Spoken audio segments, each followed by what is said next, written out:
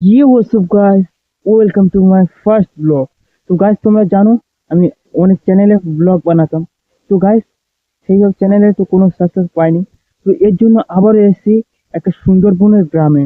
তো চলো গাইস গ্রামটা ঘুরিয়ে দেখা যাক।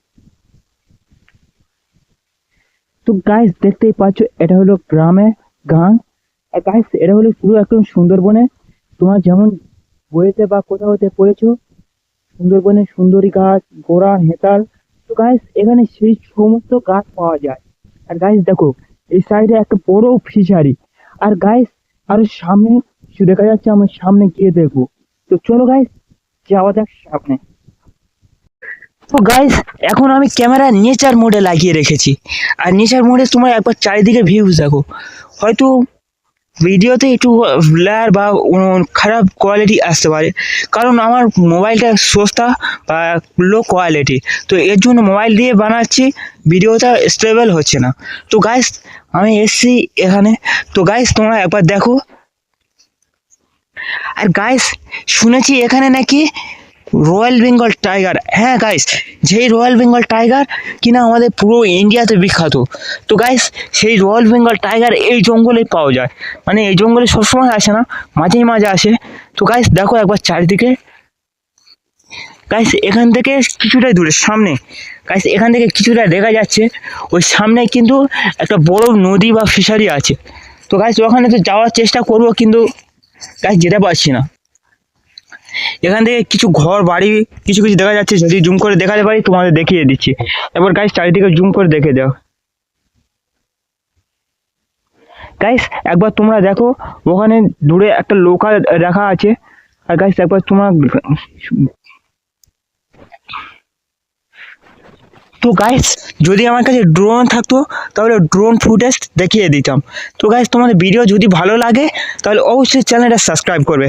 তো গাইস আরও আমি সামনের দিকে এগোতে থাকবো আর তোমাদের গ্রামটাকে দেখিয়ে দিতে থাকবো।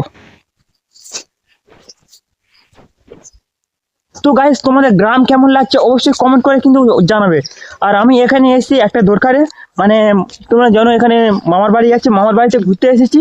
আর সেখান থেকে, আর গাইস এখানে আমি কিছু নিয়ে আসিনি, জাস্ট ফোন ধরে ব্লগ আরম্ভ করে দিয়েছি, কারণ আমি এখানে আসবো সেটা তো জানতাম না। তো গাইস আমি আরো দূরে দেখাবো, ওখানে আরো একটা বড় ফিশারি দেখা যাচ্ছে। গাইস চলো আরো যাওয়া যাক। গাইস এখানে একটু জোয়ার আসলে পুরো ঘর বাড়ি ডুবে যায়। এই সমস্ত ঘর বাড়ি একবার তোমরা দেখে নাও। গাইস এই পুরো সমস্ত ঘর বাড়ি একদম ডুবে যায়। আর তোমরা ভাবছো এখানে যে নোনা পানি আছে, এখানে কি চাষবাস হয়? গাইস হ্যাঁ, এখানে ধান ক্ষেত আছে, এই কিছুটা দূরে ধানের বাঁধা আছে, যেখানে মিঠেন পানি, তোমরা জানো মিঠেন পানি চাষ হয় সব জিনিস কিছু। আর গাইস এর নারকেল গাছ আছে বা অনেক আরো যে গাছ আছে যেটা নোনা পানিতে হয় না। গাইস সেই গাছগুলো কিন্তু এখানে আছে, কারণ এই সাইডে গাইস আমি যখন এখান থেকে আসছিলাম, এই রাস্তা দিয়ে আসছিলাম, তখন এই সাইডে দেখলাম যে অনেক বাধা আছে, যে বাধাতে ধান কেটে নিয়েছে। আর গাইস একবার এইগুলো দেখো, এগুলো এটা হলো পুরোটাই ফিশারি। তোমার যত দূর নজর যাচ্ছে তত দূরে ফিশারি। একবার ক্যামেরাটা জুম করে তোমাদেরকে দেখিয়ে দিচ্ছি। গাছ যত দূর পর্যন্ত দেখা যাচ্ছে ফিশারি। গাছ আবার এখানে কিছু কিছু ঘর করা আছে, যে ঘরে যে পাহারা দেয় ওরাই থাকে। আর গাইস, আর গাইস এই জঙ্গলটা কিন্তু পুরোপুরি একদম মনে হচ্ছে হাজার হাজার বিটের মতো মধ্যে তো আছে। আর সব থেকে প্রথমে এখানে আমরা কি করতে এসেছি সেটা বলে দিই। এখানে আমরা জঙ্গলে গাছ কাটতে এসেছি।